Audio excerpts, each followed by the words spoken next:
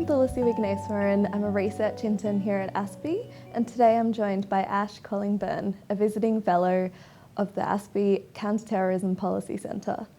Today we're going to discuss the situation in Mosul. So Ash, in the past week, what we've seen is this long-awaited military offensive to reclaim the city of Mosul. Would you be able to give us a bit of context to the lead up to this situation? Sure. So the Islamic State has occupied Mosul now for more than 2 years. So that means that they've had a long time to prepare their defences, on one hand, but on the other hand, the Iraqi security forces have had a long time to plan this Mosul offensive as well. So they were originally looking at liberating Mosul first before they went into Anbar province, and then the plan changed, so they decided to liberate Ramadi and then Fallujah. So they've had that really good rehearsal, if you like, to now go into Mosul, and they've been looking at the problem for a long time. Yeah. But as I said, defence is the stronger form of war, so the Islamic State has had more than 2 years to prepare those defences. We know that they've been digging tunnels, they've been preparing extensive obstacle belts throughout the city and on the rural urban fringe. Yeah. So that's kind of the context. Okay, and so against this backdrop, what do you see, how do you see this plan playing out, and what do you think that the plan will look like in the future?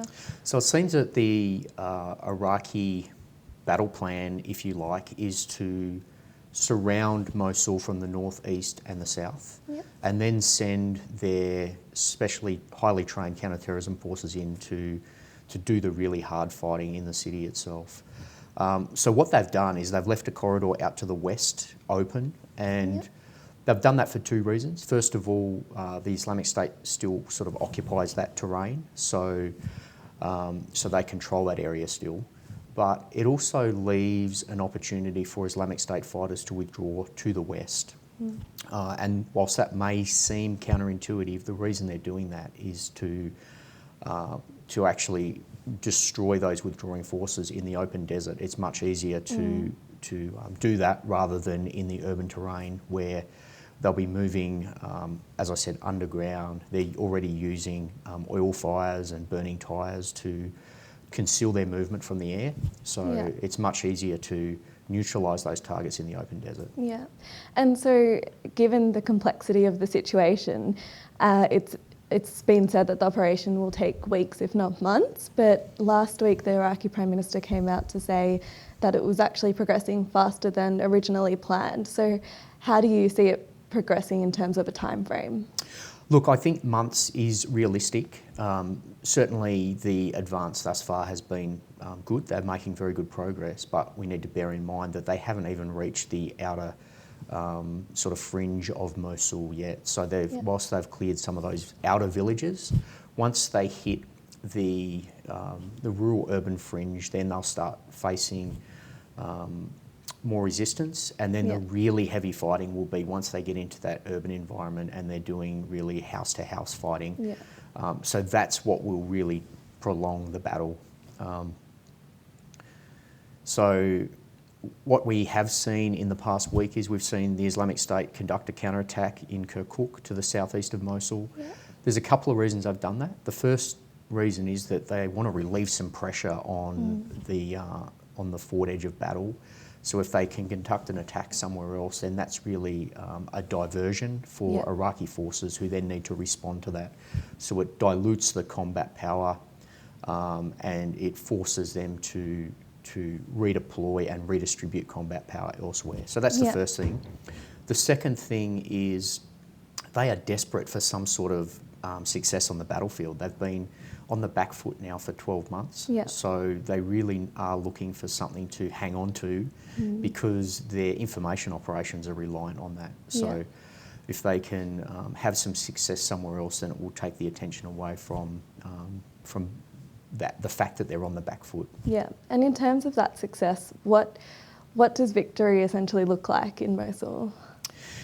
Yeah, so that's a great question. I think the military part of the Mosul offensive will in some ways be the easy part. We've just talked about it taking months, but I think actually securing the peace afterwards will be the difficult bit. And what I mean by that is the political and the humanitarian fallout from the battle for Mosul will be significant, and it will have lasting consequences. So what the Iraqi government needs to do is they need to make sure that they do it right. So we know that Mosul is a city that's occupied by more than 1 million people and over 600,000 children potentially. So as they flee from the city, and some won't, some will stay, but as they become internally displaced people, they need to be moved into United Nations IDP camps. They need to be given all of the necessary shelter, food, water that they need. And then once the battle's over, they need to be reintegrated into Iraqi society. They need to move back into Mosul, and that's going to take a lot of time to rebuild that city. We've seen what the fighting in Fallujah and Ramadi did. So Mosul will be the same, but probably worse because it's a much larger city. So the challenge for the Iraqi government is going to be to address those grievances that gave rise to the Islamic State in the first place. So that's the challenge. Mosul is predominantly a Sunni occupied city. So a lot of the citizens, they won't know whether to leave or whether to stay because they've been living under Islamic State control now for 2 years. So they won't be sure how they'll be treated once they leave the city. And that's really interesting given that the UN has sort of estimated there might be around 200,000 people who are displaced just in the first 2 weeks of the conflict. So you've touched on the humanitarian side of it, but in terms of the political side of it, what's your take on the recent, want for more involvement from the Turkish government? Yeah, so we know that the Turkish government is keen to be involved in the battle for Mosul, and we know that Prime Minister Abadi is not keen for that. So at this stage, officially, the Turkish troops are helping train the Kurdish Peshmerga, who are playing a pivotal role in the fight to the north and the east of Mosul. But the Iraqi government has made it clear that this is their fight, it's their city to liberate, and they don't want any external interference. Okay. And in terms of the future of Islamic State, you mentioned that they'll have to be quite careful about what happens after Mosul. And so will we see something of an insurgency, or will there be a renewed focus on Syria in terms of the city of Raqqa? Yeah, so the Islamic State's caliphate really relies on their ability to hold territory and control that territory. So that's why Mosul is so important. It's really the last major city that they hold in Iraq. So they'll be keen to hang on to that as long as they can. While I think they will move some of their essential enablers out of Mosul at a certain point, including key leaders. A lot of the hardcore fighters will stay, I think, and prolong the fight, and they'll die in place. There will be a tipping point where the Islamic State is losing so much territory that the caliphate is no longer viable. So that is when I think they'll transition back to guerrilla tactics, sort of operate underground below the detection threshold of the Iraqi security forces and the coalition. And they'll wait their time then, and it'll really be up to the Iraqi government and indeed the Syrian government to see how they respond, to see if they can address those core grievances that I spoke of earlier. Okay.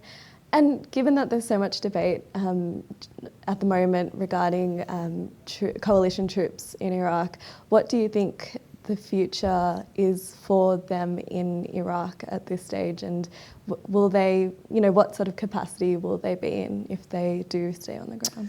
Yeah, so right now, Australia, for example, we have sort of a couple of roles there. We have the Air Task Group that is conducting airstrikes right now in support of the battle for Mosul. So that's very important while there's conventional fighting occurring. And then we've got a training mission. So a lot of the Iraqi soldiers who are involved in the combat right now, they've been trained by Australian and New Zealand trainers at Taji.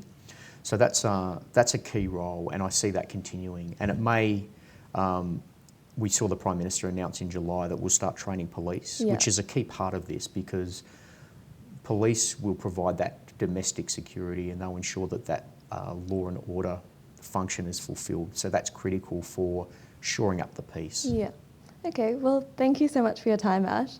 Thank you for watching, and don't forget to read more on our blog, The Strategist. Thank you. Thank you.